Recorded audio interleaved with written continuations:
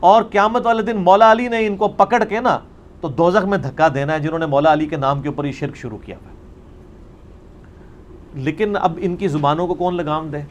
اب کچھ عرصے سے اہل تشیع کی میٹنگز ہونا شروع ہوئی ہیں. ان کے جو بڑے بڑے علماء ہیں نا, انہوں نے باقاعدہ کانفرنسز کال کی ہیں, باقاعدہ ریٹن فارم میں انہوں نے کفر کے فتوے نکالے ہیں ان جو نصیریہ ٹائپ کے جو اہل تشیع میں غالی رافضی موجود ہیں کہ بھئی یہ اسلام سے خارج ہیں. اگر یہ علی کو خالق, علی کو مالک اور علی کو رازق ماننا شروع کر دیں گے تو یہ تو مولا علی کی سکھائی ہوئی توحید کا ہی منافی ہے. اور اس حوالے سے سید جواد نقوی صاحب حفظہ اللہ تعالی, میں ان کی بڑی قدر کرتا ہوں, انہوں نے بڑا دلیرانہ کام کیا ہے. پچھلے دنوں ہم نے ان کے مدرسے کا وزٹ بھی کیا تھا, وہ بھی میری ویڈیو اسٹڈی ہوئی ہیں, ان کا باقاعدہ ویڈیو کلپ آیا ہے. اور اسی طریقے سے ثاقب اکبر صاحب کا بھی ویڈیو کلپ ایک آ چکا ہے, حیدر بھائی کا بھی ایک کلپ آیا جس میں انہوں نے بڑا سٹرکٹلی اس حوالے سے کہا یہ قرآن کی بھی تعریف کر رہے ہیں اور توحید کا جنازہ نکال رہے ہیں. یلغار تشیع کے اوپر ہے, قتل و غارت کی یلغار علیحدہ ہے, تفرقے کی یلغار علیحدہ ہے, اور گمراہی کی ایک یلغار بہت شدت کے ساتھ پورے عالم میں ہے, اور خصوصاً پاکستان میں, اور جہاں جہاں پاکستانی مقیم ہیں ان کے اندر یہ یلغار ہے. وہ ہے نصیریت کی, کفر و شرک کی. شرک بیان کرتے ہیں. نصیری یعنی جو علی اللہ کہتے ہیں, نعوذ باللہ, علی اللہ. مثلا ائمہ اطہار کا نام کیسے لیں گے؟ وہ کہیں گے حسین جل جلالہ, نعوذ باللہ, اللہ یعوذ باللہ, علی جل جلالہ. یہ عام مجالس کے اندر ذکر ہوتا ہے, نیچے بیٹھے ہوئے لوگ ہیں, اس کو کوئی احساس ہی نہیں کرتے. یہ چپ رہنا حرام ہے, علماء کے لیے بھی دوسروں کے لیے بھی. علماء, ہمارے علماء سخت خوفزدہ ہیں عوام سے, بہت خوفزدہ ہیں, بولتے نہیں ہیں, تقیہ کرتے ہیں بے جا طور پر, اور ان کی آنکھوں کے سامنے آپس میں نجی محفلوں میں بیٹھ کر افسوس کر رہے ہوتے ہیں, ایک دوسرے کو سناتے ہیں فلاں ذاکر نے فلاں مجلس میں یہ کفر کہہ دیا. وہ بھئی کفر کہہ دیا, یہاں بیٹھ کر بات کر رہے ہو, وہاں کیوں نہیں کی؟ بعض کہتے ہیں جی ہم خود بیٹھے ہوئے تھے, ہماری موجودگی میں یہ بات کر کے چلا گیا. کیوں کر کے چلا گیا؟ مجالس امام حسین میں کفر اور شرک بیان ہو اور مومن بیٹھے رہیں, دیکھتے رہیں, یہ کس کام کے آزادار ہیں؟ امام حسین مدینہ میں بیٹھ سکتے تھے, یزید کو تحمل نہیں کیا, برداشت نہیں کیا. وہ جو بظاہر کلمہ پڑھتے تھے, آپ کفر کو امام حسین کے نام پر برداشت کر رہے ہو. کیا تعلق ہے امام حسین سے؟ شرک کو امام حسین کی مجلس میں برداشت کر رہے ہو, اور نیچے سے داد بھی دیتے ہو, نیچے سے واہ واہ بھی کرتے ہو. ہر مومن باقاعدہ جہاں کفر و شرک بیان ہو, مومنین باقاعدہ قیام کریں, نہی عن المنکر کریں. تشیع کو مسخ کر رہے ہیں, تشیع کو مٹا رہے ہیں, تشیع کی جڑ ختم کر رہے ہیں. یہ جو تکفیریت کو بہانہ ملتا ہے کہ یہ کافر ہیں, یہ کفر بیان کرتے ہیں, یہی لوگ ان کو بہانہ دیتے ہیں. یہ کفر و شرک بیان کرنے والے ممبروں پر یہ بہانہ دیتے ہیں, وہ ان کی مجالس ان کی باتیں پیش کرتے ہیں, اور یہ کفر ہے. تشیع کی نگاہ سے بھی سری کفر ہے اور شرک ہے یہ جو بیان کرتے ہیں نصیریت. اور اس کو سننے والا وہ شریک جرم ہے ان کا. ماننے والا تو کافر ہو ہی جاتا ہے, سن کے چپ رہنے والا بھی شریک جرم ہوتا ہے اس کے اندر.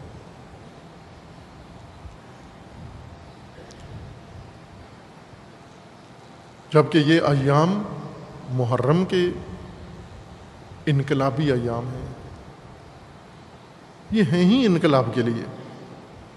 سید الشہداء کا قیام تاریخی انقلاب, تاریخ کا منفرد معرکہ, اس کا ذکر ہوتا ہے, اس کی یاد میں یہ سب کچھ ہوتا ہے, اور وہی چیز بیان نہیں ہوتی جو اس کی اصل پہچان ہے.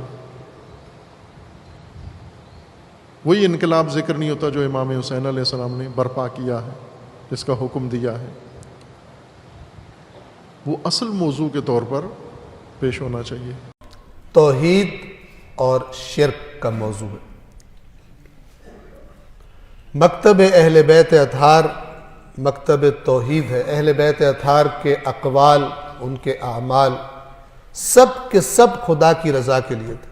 آپ واقعات سنتے ہیں اس غزوہ خندق میں جب اس لعین نے جسارت کی، گستاخی کی مولا کائنات کے ساتھ، تو مولا اٹھ کے کھڑے ہو گئے.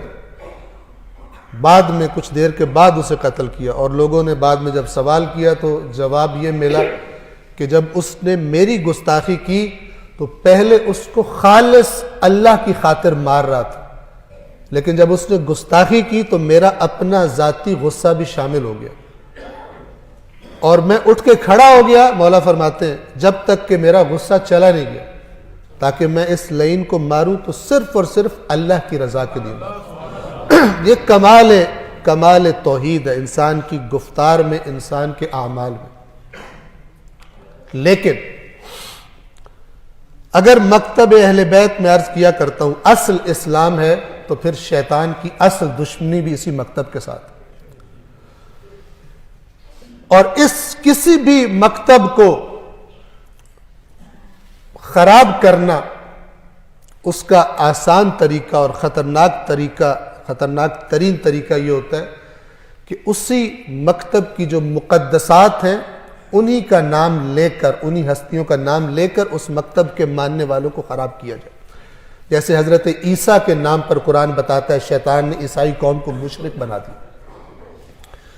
آج پہلے تو کوئی ڈھکی چھپی باتیں ہوتی تھی، میں آپ کی خدمت میں مثال پیش کرتا ہوں. اس قدر ہٹ دھرمی اور جسارت بڑھ گئی ہے کہ روشن اور واضح، جس میں کوئی شک اور تردید نہیں کر سکتا، وہ شرک بعض منبر پر آنے والے بیان کر دیتے. تو یہ بات کرنا ذمہ داری ہے.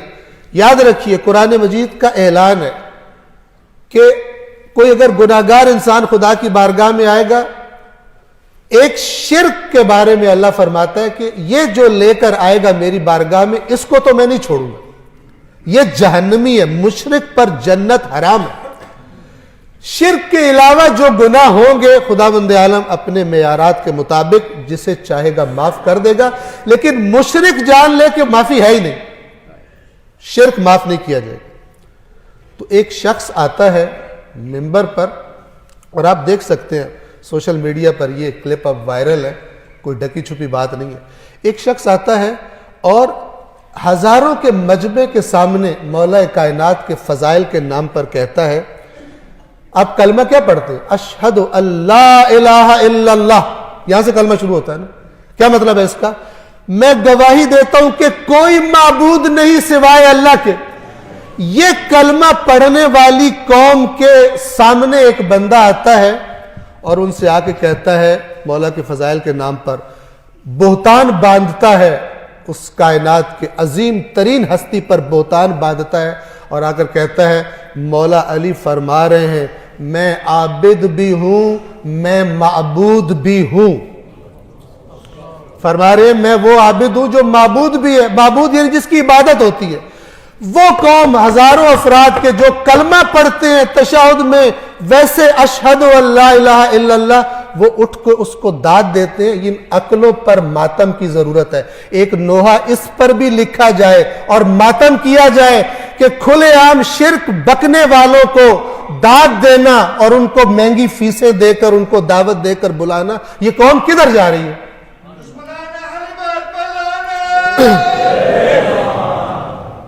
شرک جیسی برائی یوں کھلے عام کی جائے. ایک دوسرا مسخرہ، یہ آپ سورہ جمعہ میں سنیں گے، اہل بیت اطہار کے زمانے سے یہ آیت چلتی آ رہی ہے. آپ سنتے ہیں یا ایھا الذین آمنوا اذا نودی للصلاة من یوم الجمعۃ فاسعوا الی ذکر اللہ وذروا البیع ذلکم خیر لکم ان کنتم تعلمون فَإِذَا قُضِيَتِ الصَّلَاةُ فَانْتَشِرُوا فِي الْأَرْضِ وَابْتَغُوا مِنْ فَضْلِ اللَّهِ. جب نماز پڑھ لی جائے، ادا ہو جائے، تو زمین میں پھیل جاؤ اور خدا کا فضل تلاش کرو. وَاذْكُرُوا اللَّهَ كَثِيرًا لَعَلَّكُمْ تُفْلِحُونَ. اور اللہ کو وہاں بھی، اپنی دنیا میں بھی، دفتروں میں بھی، کاروباروں میں، نوکریوں میں، اللہ کو کثرت سے یاد کرو تاکہ تم کامیابی پاؤ. ان کا ترجمہ کتنا واضح ہے.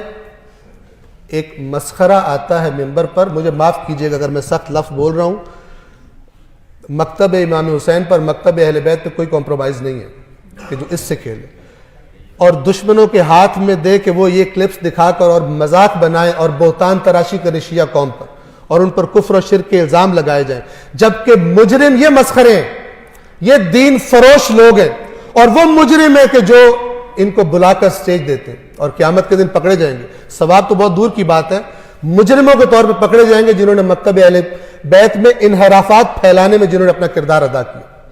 اور قرآن کی آیت ہے, لوگوں میں سے کچھ ایسے ہیں کہ جو پیسے خرچ کر کے گندی باتوں کا خریدار ہوتا ہے, گمراہ کن باتوں کا, تاکہ اللہ کے راستے سے لوگوں کو گمراہ کرے.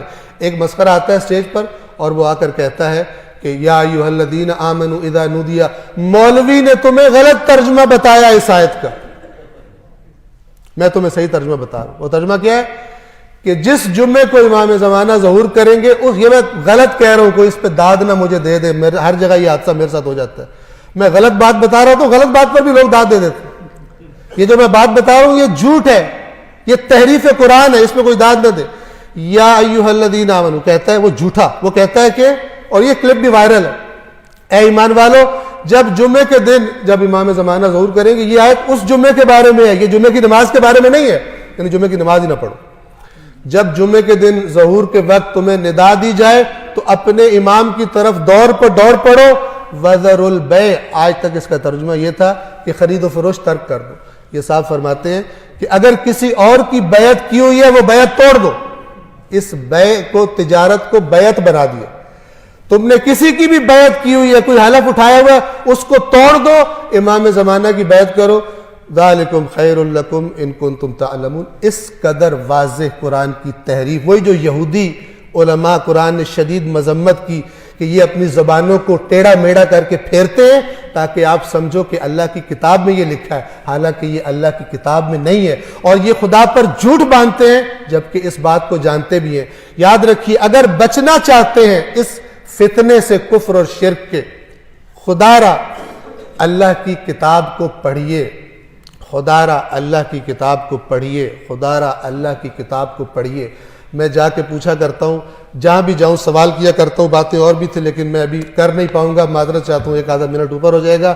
یاد رکھیے یہ آپ سب سے سوال ہے, یہ آپ سب سے سوال ہے, میں اپنے گریبان میں, آپ اپنے گریبانوں میں جھانکیے.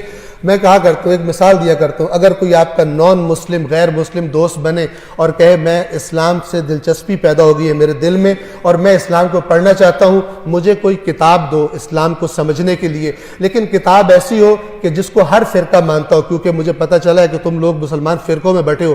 کتاب ایسی دو کہ جس کو ہر فرقہ مانتا ہو. آپ کون سی کتاب دیں گے جی؟ قرآن دیں گے نا, اور کوئی کتاب نہیں ہے. اب توجہ سے سنیے, یہ دوسرا سوال. اگر وہ آپ سے پلٹ کر یہ سوال کرے کہ اسلام کو سمجھنے کے لیے جو کتاب تم نے مجھے دی ہے, تم نے بھی اسی کتاب کو پڑھ کر اسلام کو سمجھا ہے یا نہیں, آپ کیا جواب دیں گے؟ بڑے کم ایسے مرد پیدا ہوں گے جو کہے میں نے اپنا دین قرآن پڑھ کے سیکھا. یہ بہت بڑا ظلم ہے, یہ بہت بڑا ظلم ہے جس کی شکایت رسول اللہ قیامت کے دن کریں گے, میری امت نے قرآن چھوڑ دیا تھا.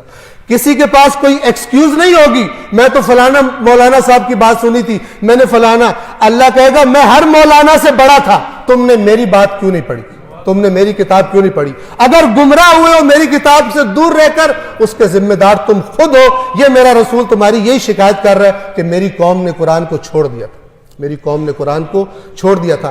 اگر یہ قوم قرآن پڑھنا شروع نہیں کرتی تو پھر اس قسم کے مسخرے اور بندر آ کر اس ممبر پر ناچیں گے, جس طرح رسول اللہ نے بتایا تھا کہ میرے ممبر پر بندر چڑھیں گے, اور یہ پیسے لے لے کر گمراہی اور شرک اور کفر اور 2 نمبر جنت کے ٹکٹ بیچیں گے, اور لوگ سمجھیں گے ہم جو کرپشن بھی کرتے رہے, خدا کی نافرمانیاں بھی کرتے رہے, ہماری جنت پکی ہے. یہ وہی بات ہے جو یہودیوں کا عقیدہ تھا, قرآن نے بتایا ہوا.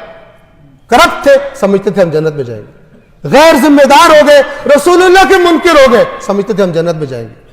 خدا را قرآن مجید کو پڑھیے. بسم اللہ الرحمن الرحیم. قل هو اللہ احد اللہ الصمد لم یلد ولم یولد ولم یکن لہ کفوا احد۔ صدق اللہ العلی العظیم۔ والسلام علیکم ورحمۃ اللہ وبرکاتہ۔ اپنے ہاتھوں سے بنایا ہوا جو نہ نفع پہنچا سکتا ہے نہ نقصان پہنچا سکتا ہے، ایسی چیزوں کا ادب کرنا، اس کے گرد طواف کرنا، اس کے گرد زانو ٹیکنا، اس کا جو ہے وہ ادب کرنا، یہ اسلام کا جو اتنا عظیم ہیرو ہے ابراہیم، اس نے بتایا کہ یہ نہیں چلے گا۔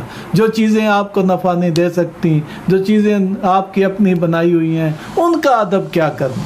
لیکن ہم دیکھتے ہیں کہ جو لوگ یعنی اتنے بڑے یعنی وارث ہیں، ابراہیم کے وارث ہیں، محمد کے وارث ہیں، علی کے وارث ہیں، حسین کے وارث، یعنی ہم ان کو دیکھتے ہیں، اور باقی بھی صحابہ کرام بھی سارے جنہوں نے شرک کو چھوڑ کر ایک خدا کو مان لیا، جو ان کے نام لیوا ہیں، ان کے اندر اب طرح طرح کی بدعتیں، شرک اور غلوب اور جو ہے وہ ان کے ہاں جو ہے وہ پایا جاتا ہے۔ اپنے ہاتھوں سے بنائی ہوئی چیزوں کا ادب، اگر ہمارے ہمسایہ ملک میں جہاں بت پرست ہیں، اگر وہاں پر اگر ایک جانور کو، ایک گائے کو انسان سے زیادہ افضل سمجھا جانا شروع ہو گیا ہے، یہ ہوتا ہے بت پرستی کا نتیجہ، کہ انسان بے بکت ہو جاتا ہے، اور یہ جو چیزیں جو ہیں جن کو آپ نے اپنا الہ یا مقدس جان لیا ہے، انسان کی تقدیس ختم ہو جاتی ہے، ان چیزوں کی تقدیس آج ہم اپنے ملک میں دیکھتے ہیں۔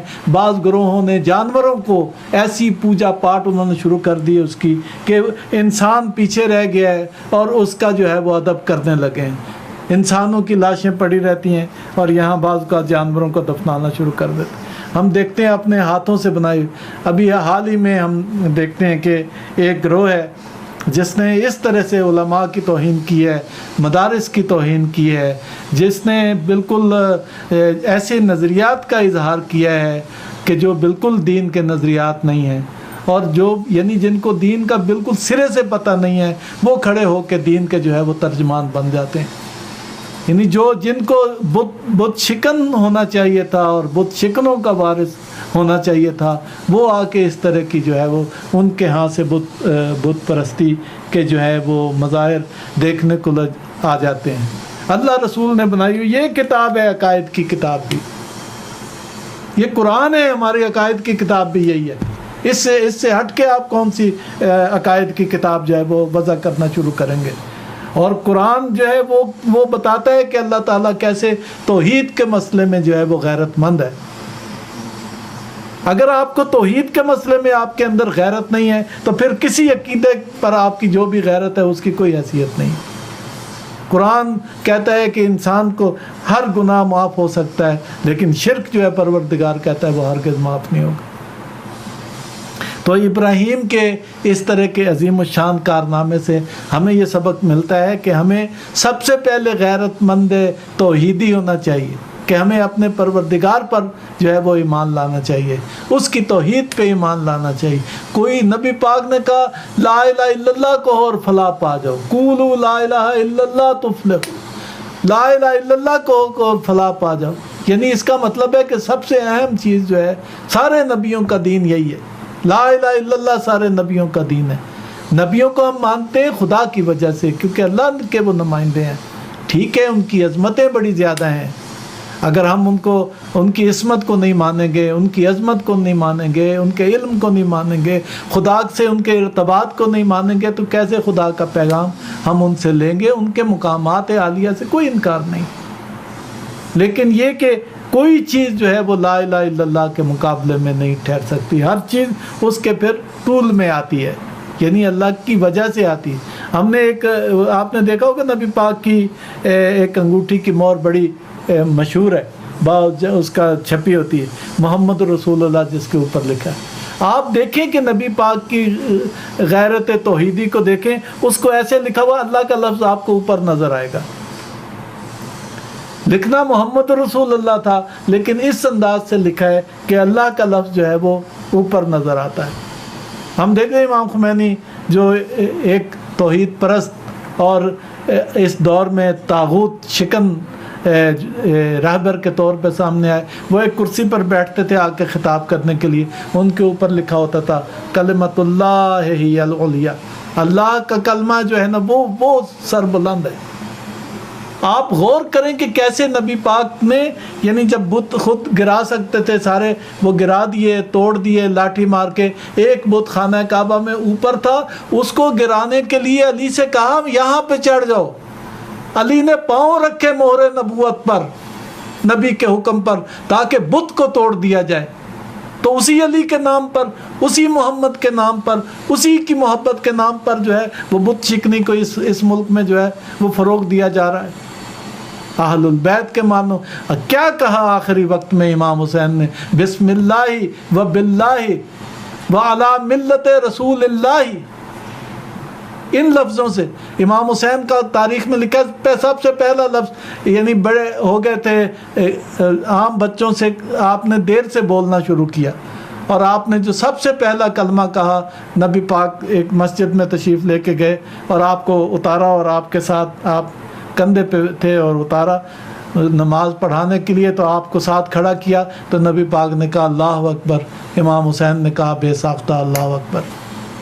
تو نبی پاک کو بڑا اچھا لگا, 7 مرتبہ آپ نے اللہ اکبر کہا, امام حسین نے 7 مرتبہ اللہ اکبر کہا. ہمیں یہ ذہن میں رکھنا چاہیے دین وہ ہے جس کو ہم کہتے ہیں بچانے کے لیے, اسلام وہ ہے جس کو بچانے کے لیے امام حسین نے اپنی جان قربان کی ہے. امام حسین کے بعد کی تاریخ سے اسلام تلاش نہ کرو, اس اسلام کو تلاش کرو جس کو امام حسین نے بچانے کے لیے قربانی دی ہے. بعد کی چیزوں میں بھی وہی چیز امام حسین کی نانا جو لائے ہیں اور جس کی حفاظت کی ہے ان کے باپ نے اور ان کی والدہ نے اور ان کے بھائی نے, اور انہوں نے وہ حقیقت اسلام ہے. وہاں سے لے کے آؤ اسلام کو. قرآن و سنت کا پرچم جو ہے اس کو بلند کرنا جو ہماری ذمہ داری. اللہ نے کہا ہے کہ نبی کا اسوہ تمہارے لیے جو ہے وہ اسوہ حسنہ ہے, ان کی پیروی کرو, ان کا اسوہ حسنہ کو اختیار کرو. لہذا یہ ایک اور چیز بڑی اہم ہے, وہ یہ کہ پہلے چیزیں کہتے ہیں نبیوں پاک لوگ ہوتے تھے, مقدسین ہوتے تھے, ان کی تماثیل بنا لیتے تھے. ابراہیم نے ان کو تماثیل کہا, یعنی ایسے بنائی ہوئی اپنے ہاتھوں کی چیزوں کو تماثیل کہتے ہیں جن کے اندر جان نہیں ہوتی. تو یہ خانہ کعبہ میں بھی لگی ہوئی تھی, انبیاء کی تصویریں بھی لگی ہوئی تھیں, کئی کہتے ہیں اس کے اوپر کندھا تھی. آپ نے بہت ساری کی ساری تصویریں بھی توڑ دی, وہ بھی مٹا دی اور خانہ کعبہ کو صاف کر دیا. یہ ہوتا یہ ہے کہ پہلے فلاں چیز مقدس ہے, اس کی نسبت سے فلاں چیز مقدس ہو گئی, پھر اس کی نسبت سے مقدس ہو گئی, پھر اس کی نسبت, پھر توجہ ادھر رہ گئی خدا کی طرف. اور اصل جہاں جو اللہ جو ہے جس کے بارے میں کہا کہ وہی اس کا نام جو ہے وہ سب سے مقدس نام, اس طرف سے توجہ ہٹ جاتی ہے. بت پرستی کیا ہے؟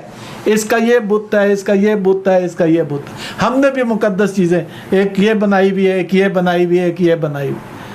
حد ہو گئی ہے ان کے اوپر. اسی طرح سے جا کے ان اپنے ہاتھوں سے بنائی ہوئی چیزوں کو آج مسلمان جا کے ان کے اوپر کھانے رکھتے ہیں, جیسے یہ بت پرست بتوں کے پاس حضور جا کے وہ کھانے رکھتے تھے کہ جی یہ تبرک ہو گیا, خاک تبرک ہو گیا بتوں کے حضور کھانا رکھ کے.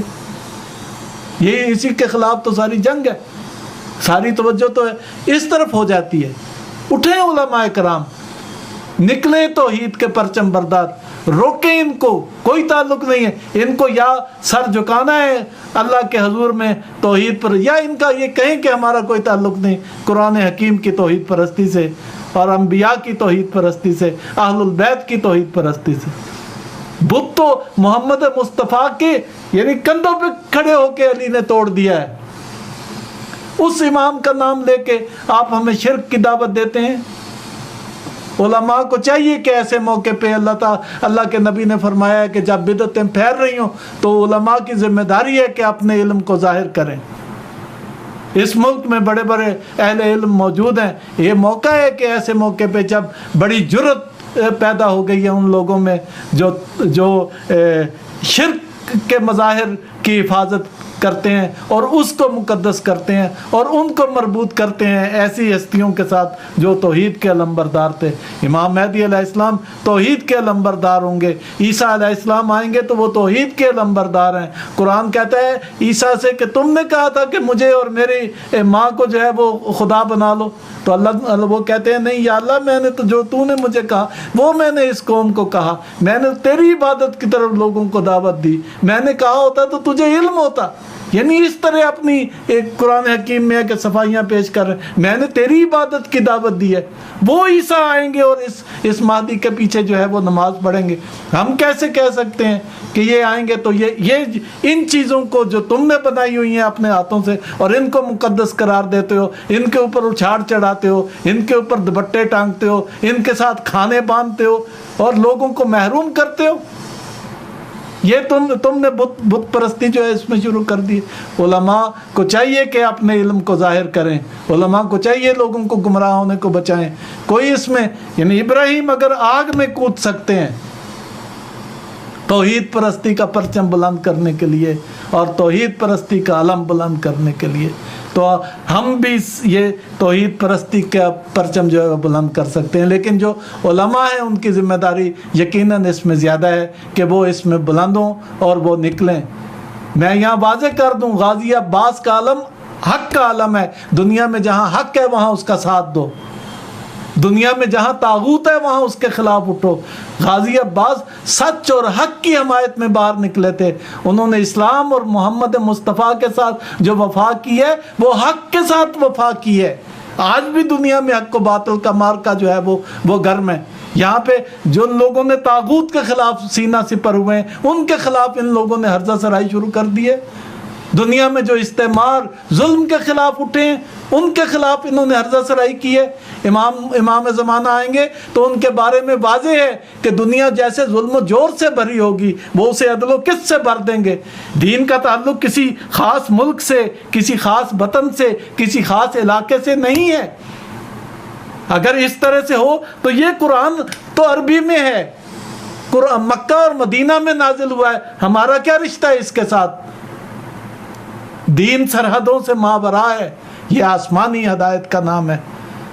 اور لوگوں کو بالکل گمراہ جو ہے وہ جو کرنے کی کوشش کی گئی ہے, اس کو ہم فرزندان توحید ہم اس کو کسی صورت قبول نہیں کریں گے. والسلام علیکم ورحمۃ اللہ وبرکاتہ.